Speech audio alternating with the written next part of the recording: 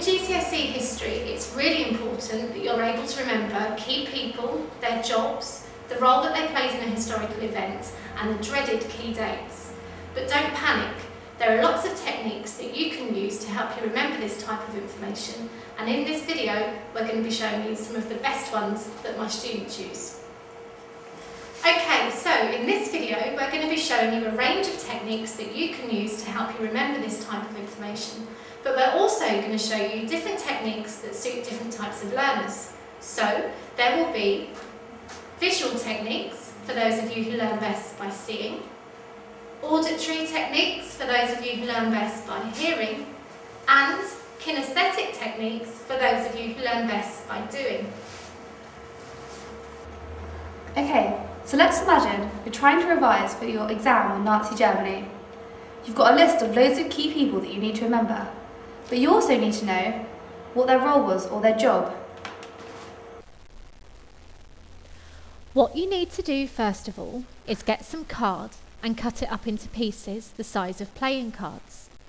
You then take a card and on it you write your first key figure.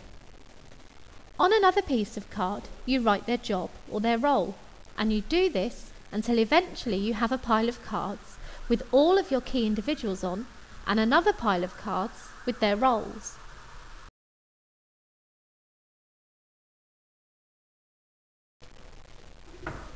On a sheet of A4 paper, have the list of all of the people and their roles you need to learn. Now, mix up all of your cards and place them face down. The aim of the game is to now try to find the correct pairs, the person with their role.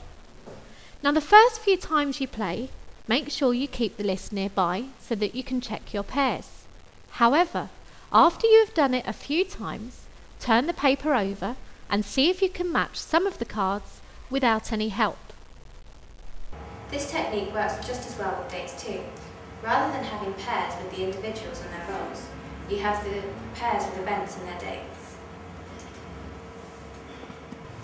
Okay, so the idea is that you play this again and again until eventually you can play without your list and you can remember not only the key people from your topic, but also their roles.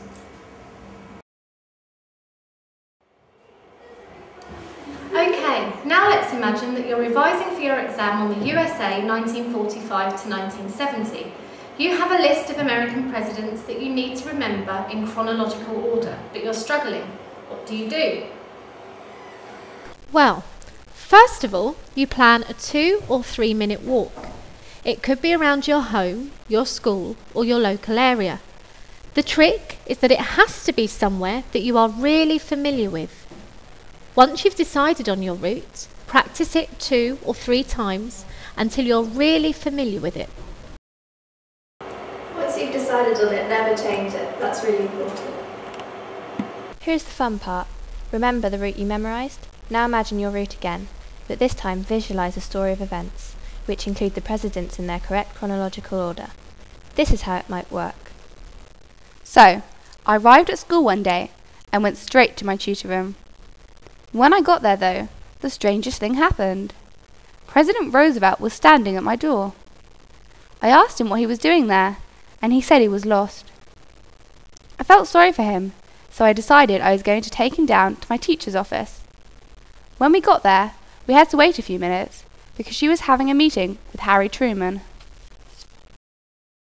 So, you go on and on until you have included all of your presidents on your route. The key is to then keep visualising your route and your story over and over again until you get to a point where you can list your presidents in chronological order with ease.